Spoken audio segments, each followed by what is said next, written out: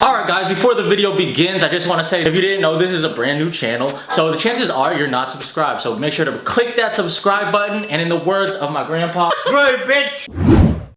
Cock-a-doodle-doo.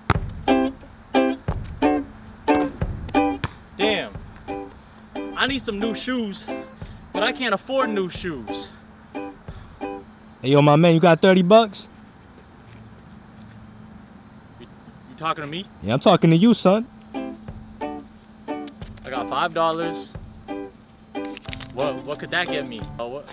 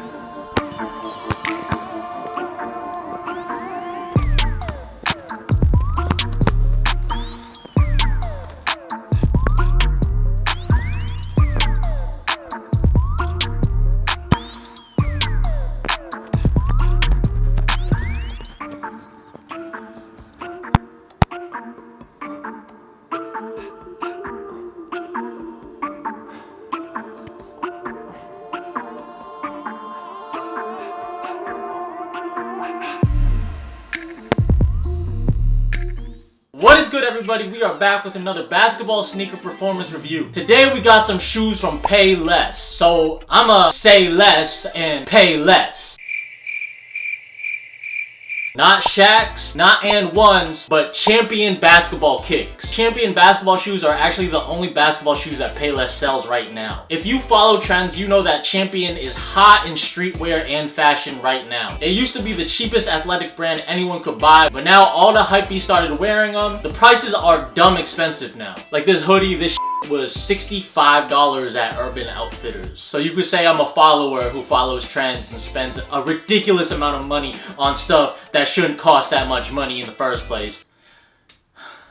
But the shoes remain cheap, so we starting a new trend. We're gonna rock Champion sneakers from now on. I got these for $35, but they retail for $60. But they always seem to be on sale online and in stores as well. This specific Champion model is called the Rematch, which is the most expensive Champion shoe out of Champion basketball sneakers. These actually resemble the Nike Hyperrise a little bit. Maybe it's just the top part right here and here. The Hyperrise just so happens to be my favorite hoop shoe of all time, which is why I copped the Rematch model. Hey Nike, by the way, re-release these. So, how did these shoes perform? Let's get into it. Starting off with size and comfort, these actually fit true to size. They do fit a little bit wider in the forefoot, but it's not really a big deal to me. And they're actually pretty comfy. The cushion isn't crazy, but you can definitely feel it. I played indoors and outdoors, and it absorbed shock very well. At least for me, I wasn't hurting after playing in them. And it didn't take away from the coveted reaction time, which everyone loves. And for me, I prefer reaction time and bounce over cushioning because it improves the overall feel in the shoe when you're on the court. You feel more springy.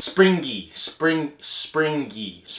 actually padded really well in the ankle area and tongue, so your ankle definitely feels more secure in the shoe. The shoe is actually pretty breathable as well with mesh in the tongue, and the shoe incorporates chill technology, which is ventilation areas in the outsole of the shoe, which I thought was pretty interesting. In addition, the shoe is pretty lightweight as well. I give the shoe a size and comfort rating of 8 out of 10, because while I like less cushioning, that's not the case for everybody, but it was still pretty comfortable to me. Moving Moving on to the traction of the shoe. The traction is pretty good, with the traction pattern being a zigzag traction pattern. Multi-directional traction was actually pretty solid on the shoe, even after playing outdoors, then indoors with all the dirt. After I cleaned them, the traction held up. I did slide a little bit, but it wasn't that big of a deal, and the shoes do squeak since everybody loves to know that. But honestly, I prefer to wear these shoes outdoors than indoors. There's definitely a lot of Freeze! Yeah, my fault, y'all. I ignore that piece right there. I don't know how that got there. My fault. There's definitely a lot of other affordable options which provide better traction indoors. Traction rating is a 7 out of 10. Moving on to the materials. They do have a high lace design, so you can lace them up as high as you want to your heart's content, all the way up here. It's got a rubber outsole and the insole is well padded. Along with the tongue and ankle area, it makes for a comfortable fit and it's not restricting as well. But at the same time, your foot is locked in. As I stated earlier, chill technology allows for ventilation through the bottom of the feet. Although that does sound counterintuitive, because if you're playing outdoors in the hot ass summer when it's 102 degrees out and you got the barbecue grilling and you playing on hot ass concrete where you could probably fry an egg on top of it, it's taking in all the hotness. And the upper material is pretty cheap material as well. On the Payless website, in the description, they describe it as man-made, so it's not that all natural stuff for all you vegans out there. So I guess that means the materials is all synthetic. But why can't we wear things women made or robot made?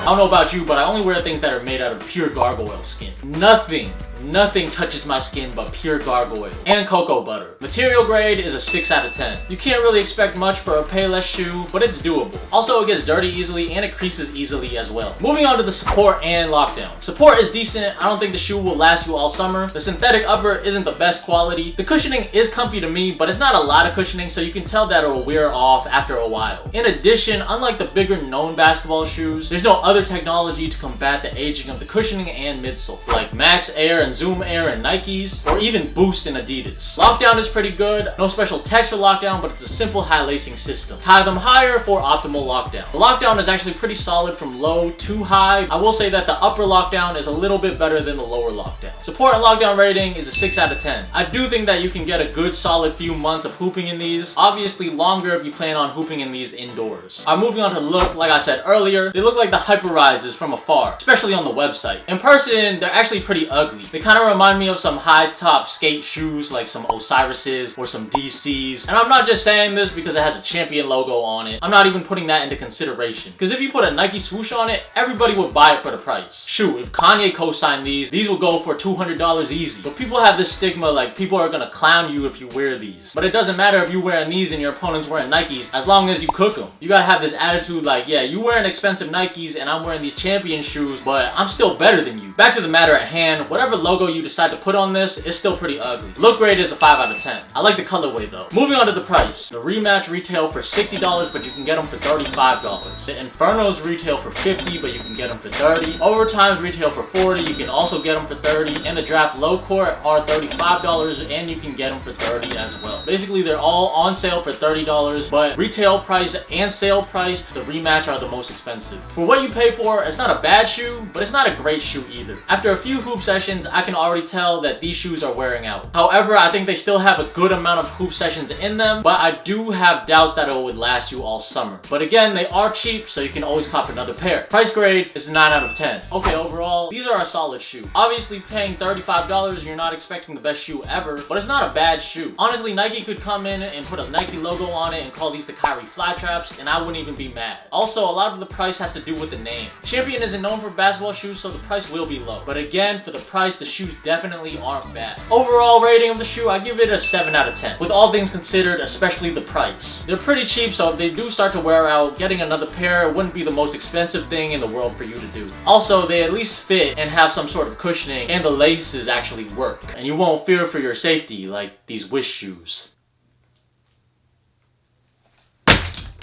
Also, to bring it back to what I was talking about earlier, people, if you wear these, they're afraid that they're going to get clowned by their peers, by people they play against, because it's not a Nike shoe, it's not Adidas, it's Champion. But I want to tell you, when I was growing up, I only had one pair of shoes to wear to school and to play sports in. Baseball, soccer, basketball. My family wasn't poor, but my parents wouldn't buy me basketball shoes for over $100. In addition to my shoes for everyday wear. And those shoes were either AND1s, New Balances, and Heelys. Just kidding, I wish I had Heelys. The point being, I never had the best basketball basketball shoes growing up. And I know not everybody is in a position to afford $100 basketball shoes. And the main thing is, if you can hoop, you can hoop. Like I said earlier, if you're wearing $30 champion shoes from Payless and your opponent is wearing $200 Kobe's, or shoot, even $600 Big Baller Brand ZO2s, do us all a favor and embarrass the shit out of them. Team Cheap Shoes. Give them a quick crossover, go in and out, one way, and behind the bag the other way, and then finish opposite hand jelly. Let's get it.